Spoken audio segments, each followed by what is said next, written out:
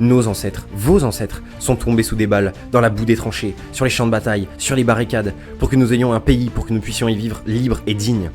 Oui, ils ont parfois été la chair à canon des bourgeoisies étatiques, mais ils y sont tout de même allés, et ils y ont laissé leur jeunesse, leur vie pour défendre quelque chose. Vous. Ils ont bâti des routes, des cathédrales, des ponts, des fermes, des usines, des écoles. Ils nous ont transmis un héritage immense, fait de sueur, de courage, de sacrifice. Et qu'est-ce qu'on en fait aujourd'hui? On laisse ce pays se faire vampiriser par des assoiffés de fric, par des fonds d'investissement qui n'ont jamais mis un pied dans nos villages, par des multinationales qui ne connaissent rien de notre histoire. On accepte que tout ce qui nous a été transmis, nos terres, notre culture, notre savoir-faire, soit bradé au plus offrant comme si c'était qu'une marchandise de plus sur le marché mondial.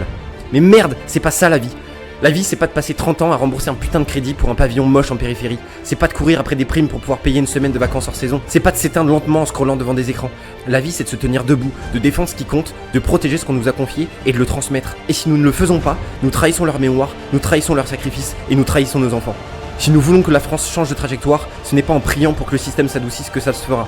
Ce sera en imposant, pas l'action, un cadre nouveau, une force plus forte que la leur. Ce sera en reprenant notre pouvoir collectif par des actes qui pèsent, pas par des hashtags et des pétitions.